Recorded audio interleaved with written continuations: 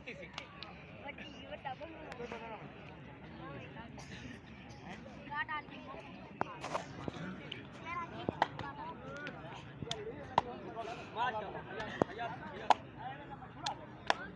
अच्छा आप इन्हें कुछ साफ खाना चाह रहे हैं पहले मैं पहले पूछूंगा कि ले नहीं छोड़ा